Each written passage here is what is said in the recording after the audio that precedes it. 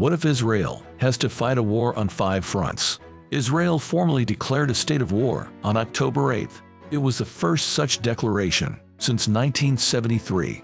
Operation Iron Swords against Gaza is ongoing. But what if Israel is attacked by other actors? Here are the 5 potential fronts of the war. 1. Gaza Strip. This is where the war is already being fought. Gaza is a Palestinian exclave on the Mediterranean coast.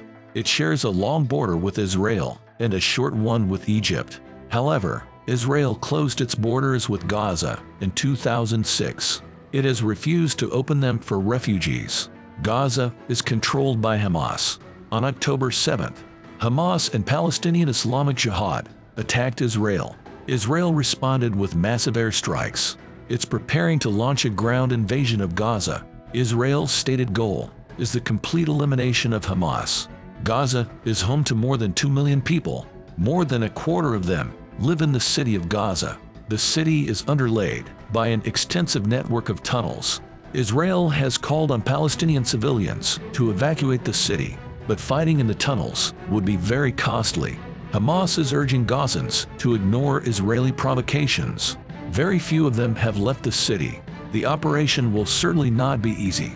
2. Lebanon. Israel borders Lebanon in the north. The current border is known as the Blue Line. It's patrolled by a UN peacekeeping force. But since the 2006 Lebanon war, things have been tense. Lebanon is the home base of Iran-backed Hezbollah. Hezbollah has declared full support for the Hamas attack. Its leaders said they wouldn't attack Israel except in retaliation. But there have already been several skirmishes since October 7. For days, Palestinian militants have launched rockets into Israel from Lebanon.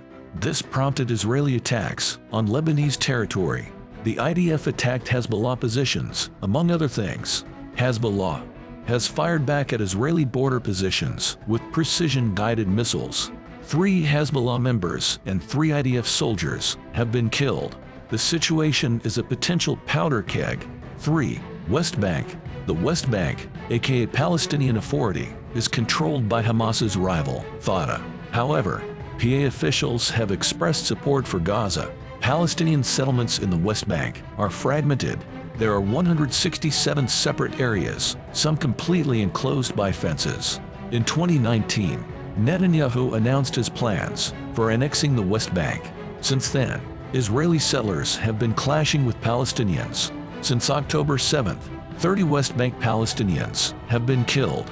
More than 600 Gazan workers have been rounded up in Israel. All of them were expelled to the West Bank. It's not hard to see why this may become the next flashpoint. 4. Syria.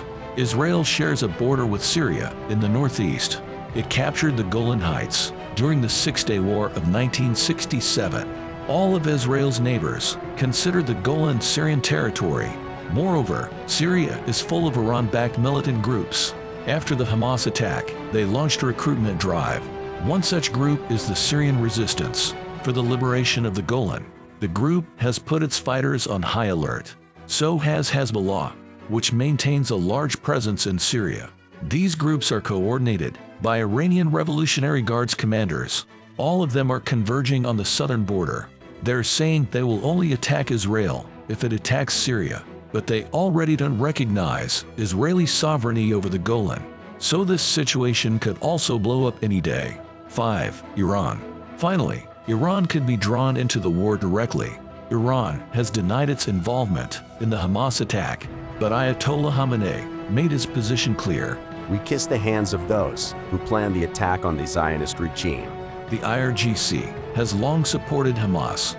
If Israel attacks IRGC positions in the Middle East, Tehran might intervene. Iran has large stocks of missiles capable of reaching Israel, but this could well spark off World War III. US and Arab forces in the region would get involved.